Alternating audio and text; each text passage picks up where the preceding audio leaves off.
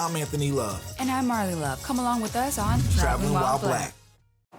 Hey, what's up? I'm Anthony. And I'm Marley, and welcome to another episode of Traveling While Black with Anthony and Marley. When most people think of Washington, Seattle is probably the first city that comes to mind. And don't get us wrong, we love Seattle, and it totally deserves the spotlight. But there are some other incredible cities along the Puget Sound that are worth exploring too. Exactly, and that's why in this episode, we're highlighting two of those lesser-known Puget Sound cities outside of Seattle. Since our recent trips took us up north, we decided to focus on two gems from that area, Everett and Bellingham. Our visits to both cities were actually return trips, so we were excited to see what's changed and how they stacked up against our updated Comfortability for Black People scale. Don't worry. You'll see those scores later in this episode. And we'll also share a travel tip and showcase pictures you sent in of yourselves traveling while black. Trust us, you're gonna love this episode. And let's kick things off with the first city, the bigger and probably more well-known of the two. Here's a look at our most recent trip to Everett, Washington. Everett is the 7th largest city within the state of Washington. Its large population could possibly be attributed to it being home to a naval station as well as one of the largest factories in the world. The bigger city still maintains a small town feel, and being located on the shores of the Puget Sound provides great access to nature and spectacular views. Since this visit was going to be in the summer, we knew those views are going to be on full display. Yep. Everett gave us a lot to be excited for. Along with the beautiful views, we were excited to see what type of options the city offers to visitors looking to hang out a few days. Everett offers a ton of options for things to do within, from shopping to restaurants and special events. The latter two we'll get to in a little bit. Yes, a ton of quality activities, especially during the summer, with the great access to nature and the water. In fact, one of the activities we experienced on this visit allowed us to take perfect advantage of all of that. The activity was our picnic on Jetty Island Beach. Jetty Island is like its name states, an island that's just offshore from the city of Everett. What makes the island unique, that is, in fact, it is human-made. But the humans who made this island did do their thing, as the island consists of a white sandy beach, which is apparently the longest sandy beach in the Puget Sound. And get this, beautiful people, the ocean water that surrounds the beach is warm. We would always dream that we could comfortably get into the ocean here in the Pacific Northwest, but the water was just too cold for us. Yes, the warm water was a pleasant surprise that we were excited to take advantage of once we were on the island. Prior to hitting the ferry dock for our afternoon reservations, we prepared for our beach picnic by hitting up the Snow Isle Co-op. Their sandwiches are worth fighting the traffic for every day. After we grabbed our bomb sandwiches and other picnic necessities, we then hit the ferry dock to catch our ferry for the 3-minute ride across the water to the island. Once on the island, we checked in and hit the beach to enjoy our picnic and, of course, dip into the uniquely warm Pacific Ocean water. We had a great time on the island, and we will definitely be back. We will definitely be back to Everett for those sandwiches. Ha! For our other activity, we wanted to experience once again Everett's buzzing art culture. We were thrilled to find out that there was a place in Everett where we could experience some really cool artwork within a historic setting. The Apex Art and Culture Center. This historic building, among other things, serves as a venue for everything from concerts to boxing matches. But every day within the building, visitors can also experience the largest and most historically accurate collection and preservation of American graffiti and urban art on canvas in the world, the Dogtown Collection. On our visit, not only were we blown away seeing the beauty of the artwork up close, but our experience was enhanced by getting to tour the exhibit with Gloria Carswell, aka Baby G, art curator for the American Graffiti and Urban Art Conservation Project. Baby G taught us about the museum's mission, told stories of the artists behind the artwork, and also gave us insight on what it was like growing up around the culture that inspired the art collection. About 15 to 20 years ago, my parents started collecting this graffiti and urban art collection. Graffiti was birthed on the East Coast in the late 60s, early 70s, and then over time it worked its way to the West Coast. It is a worldwide art form now. When my parents started collecting graffiti and they would ship canvases to the East Coast, a lot of those guys would do their tag on it and then roll it up, ship it back. My dad started working more on the West Coast collection, and so he would have these guys come up and stay with us for days or weeks at a time. My sister and I were raised around all these guys. A lot of these guys were like uncles or brothers to us. I never expected to work with it full time until I met my best friend Miles, who has the Bigfoot here. When he passed away in August of 2021, that's what pushed me into this, is making sure that his legacy wouldn't be forgotten.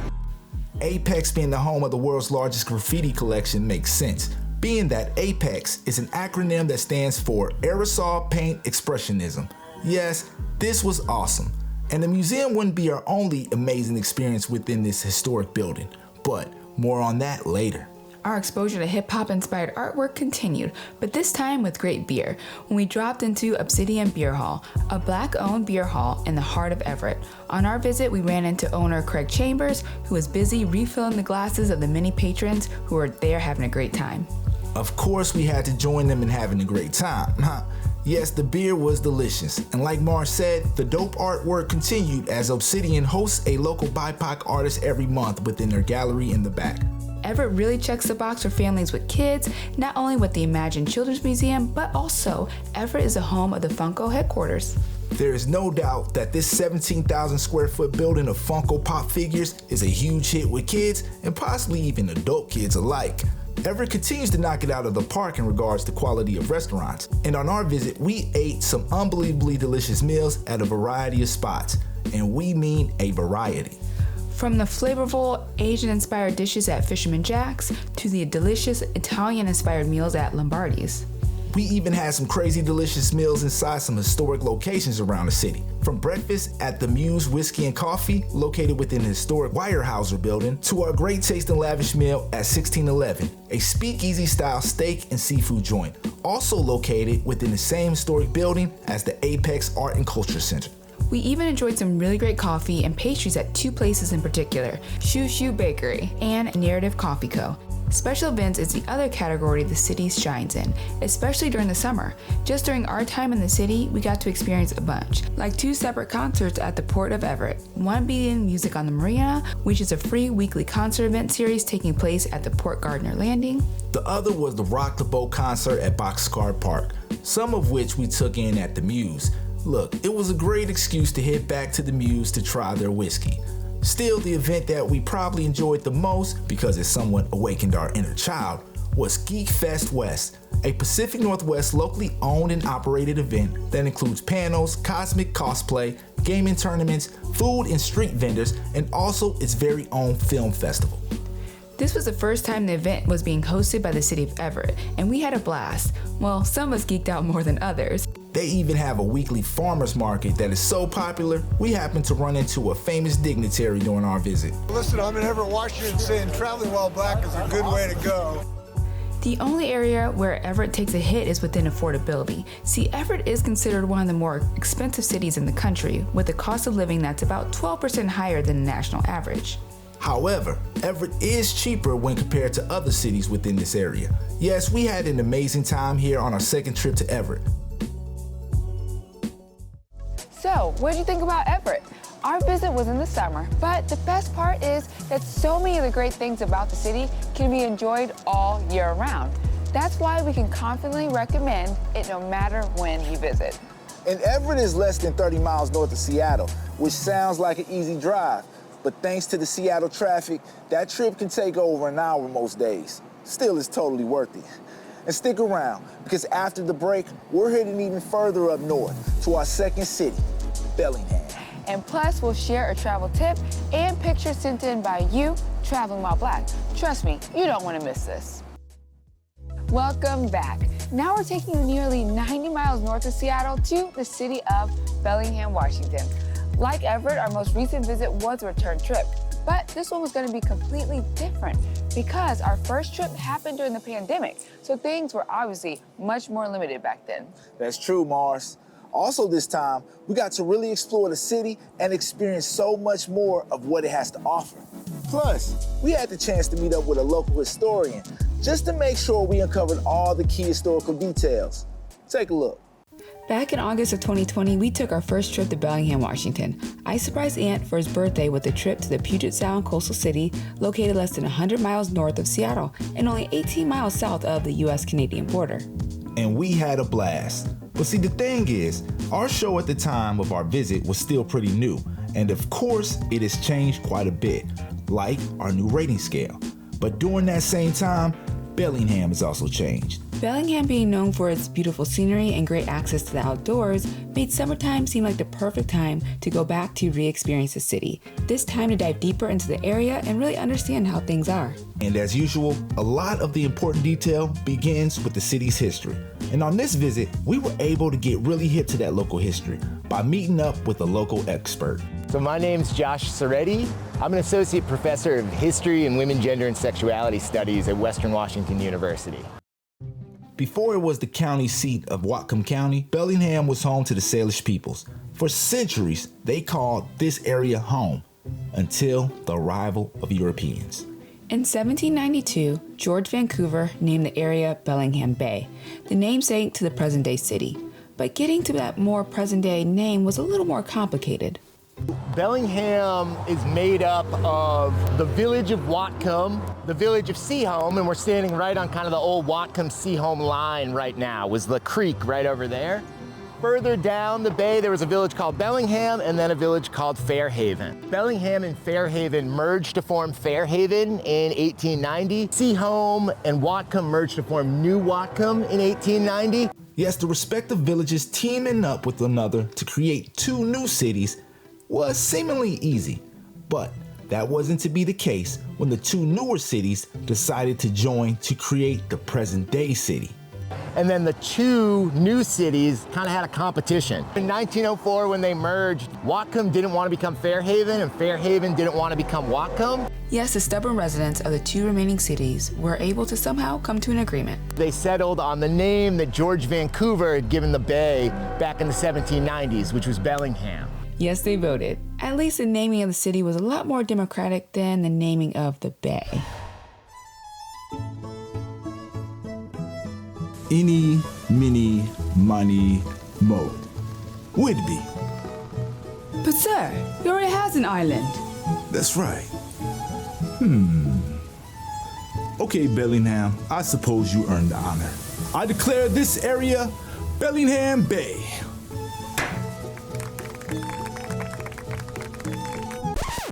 Or maybe it didn't exactly go like that. As rough as it was, the deciding on a name is not the only controversy associated with the city of Bellingham. Like all cities, Bellingham only came into existence because of the economies created by industry. And as we all know, along with that usually comes the ugliness of hate and exclusion. A lot of people came from all over the world to Bellingham. There were Filipinos who came to work in the canneries.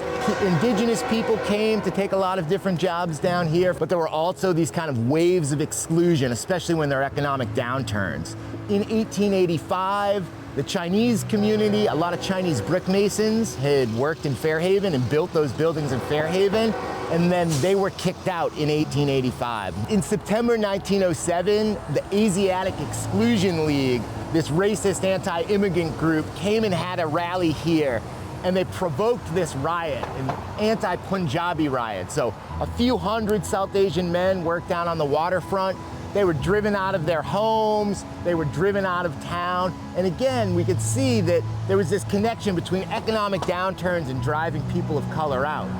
And what that meant over time was that Bellingham was a lot more diverse in 1904 when it was founded than 50 years later when it was almost 99% white. Yes, that is part of Bellingham's history we definitely missed last time. But today, Bellingham looks like a far cry from those days of violence and exclusion, at least on the surface.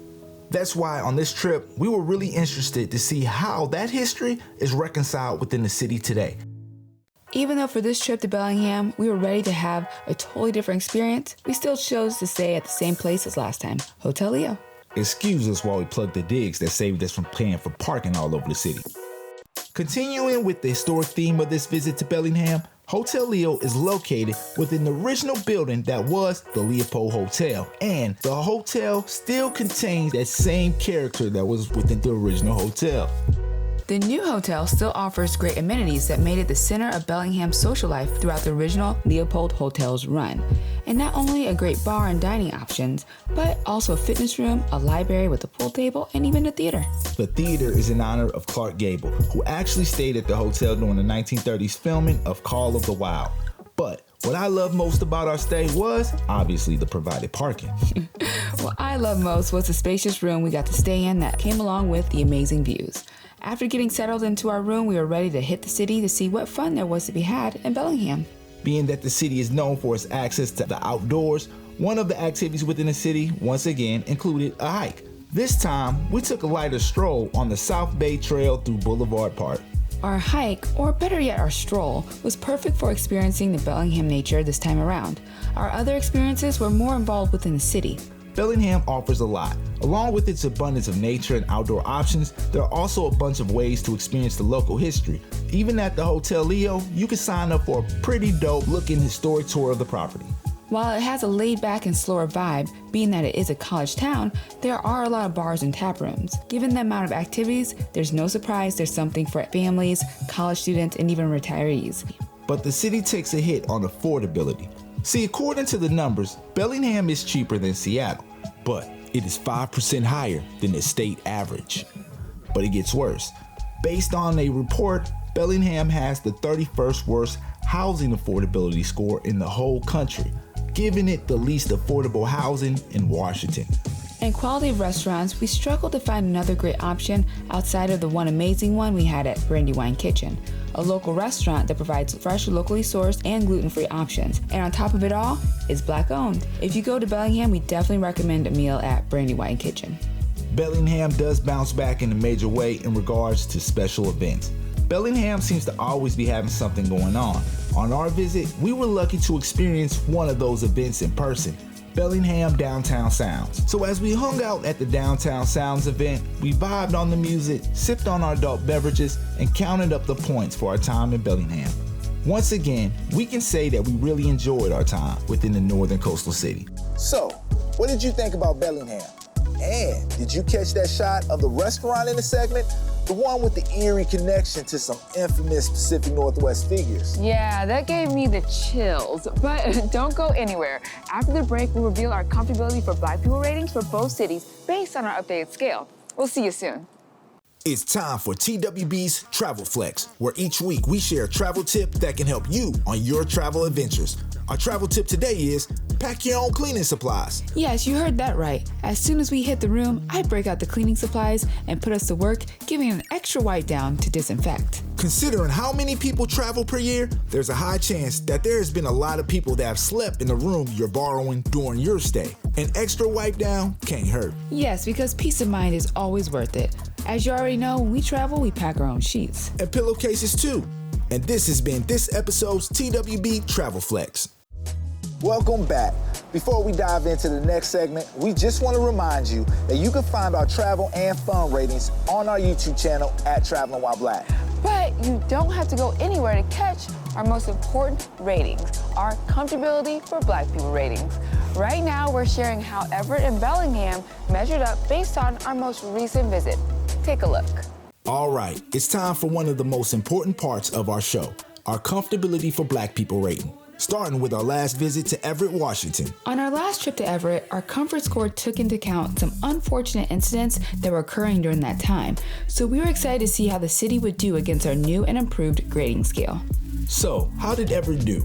First, looking at how many other Black people we've seen during our visit. We're giving 2 points here because we did see quite a few other Black people during our visit. And believe it or not, we can also give 2 points for Black population numbers. See, Everett's 6.3% Black or African American non-Hispanic population is actually pretty respectable for this part of the country. For visibility and inclusion, while the city doesn't perform in this area like Bellingham, there are visible signs of inclusion within. One of those signs could be attributed to the exhibit at the Apex Art and Culture Center. This is because we never thought that we would find such an extensive tribute to hip-hop culture in Everett, Washington. There are elements of hip-hop, and that is DJing, MCing, breakdancing, and graffiti, and so it does go hand in hand with hip-hop. But the interesting thing about graffiti is that it stemmed from a civil unrest. So a lot of times when you see the guys writing their names or whatever it was a way of giving them a voice that people wouldn't have otherwise known who they were or their stories. Also, ensuring that the city has events celebrating Black culture is the Snohomish County Black Heritage Committee. The group states as their mission to enrich the residents of Snohomish County through knowledge of and celebration of Black heritage. This is accomplished by educating the Snohomish County community about the African American culture, promoting racial harmony, and embracing cultural diversity and inclusion. They do this by hosting 4 major events throughout the year. So for signs of inclusion, we will give 1 point. Prevalence of Black history is another area where we had to search a bit to experience within the city. But just like almost all cities, Everett has some really cool Black history. For example, the city's oldest resident on record was a former slave, Mary Jane Green. Everett also has a connection to some statewide Black history, being that Manema Wilson, who is believed to be the first Black woman to graduate from the University of Washington, was also the first African American to graduate from Everett High School. So we can give 1 point for prevalence of Black history. Finally, in regard to our personal feeling during the visit, we can definitely say that we felt comfortable everywhere we went. Tallying up the points after our second visit to the city of Everett, we can confirm that the city bounces back in a major way with this comfort rating. Yep, based on our experience this time, we give Everett a 8 out of 10 for comfortability for Black people. Check out how Bellingham scored on our last visit. Our last time in Bellingham, the city scored a perfect 5 out of 5 for comfortability for Black people score. This time, not only were things more open than last time, so we got to interact more with the locals, but also we had a new scale for rating and breaking down our comfort level. So how did Bellingham do? Amount of Black people seen, we were giving 2 points because we actually saw a lot of other Black people on this visit, and most were locals. But where we aren't giving any points is for Black population numbers, because that is only 1%. But when it comes to prevalence of Black history, Bellingham looks like it drops the ball. But thanks to our visit with Professor Soretti, we got to visit some Black historic sites within the city. Bellingham was a really diverse community at the start of the 20th century. There was an African Cavalry Baptist church, Black-owned restaurants, Black barbers. The building that we're standing in front of right now is called the Oakland Block, and it was built in the 1890s, just at the beginning of the urban industrial era. This building has had a restaurant on the first floor for most of its existence. The restaurant back in the early 20th century was run by one of the first African-American families to live here in what was then New Whatcom, and eventually became the city of Bellingham in 1904. From about 1903 until 1910, the Oldwin family ran the mobile restaurant out of here.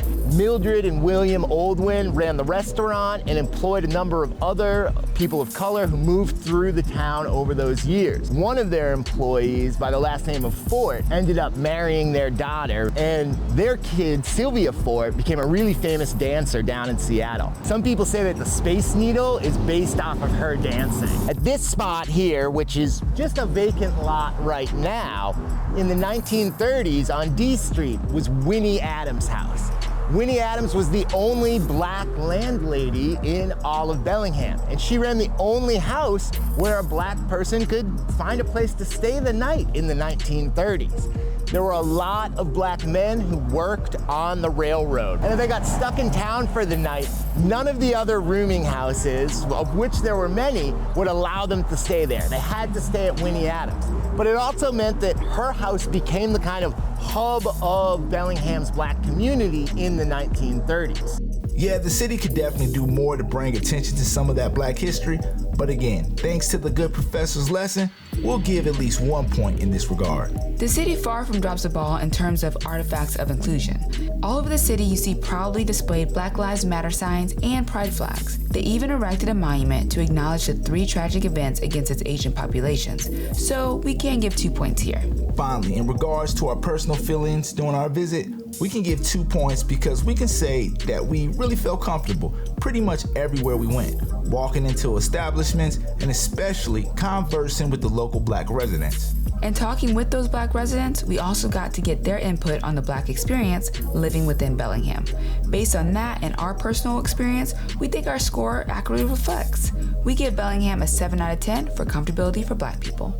There you have it, some respectable scores for these 2 Puget Sound cities. And 2 cities as Black travelers that we can definitely recommend experiencing. There you have it. Both Everett and Bellingham scored really well on our updated scale. But honestly, should that even surprise you? Because on this show, we're all about highlighting inclusive destinations that we feel confident about recommending to our community. Places that are safe, comfortable, and just as importantly, fun to experience. It's something we're really, truly passionate about, and we love sharing it with you. But you know what else we love? Showing off pictures of you traveling while Black. Our first pick comes from Angela and Victor in front of Pina Palace in Sintra, Portugal. Fun fact, this is actually a UNESCO World Heritage Site. Next up is a picture from Tanisa and Derek celebrating on the waters of Cabo, Mexico. I think it's time for us to plan our return trip to Cabo. Yes, we absolutely love seeing our people enjoying travel. Be sure to send us yours. Wow. Once again, your pictures prove that the world is so much more beautiful with us out there traveling in it. So true, and we hope you enjoyed this episode and learned a little bit more about some amazing cities along the Puget Sound.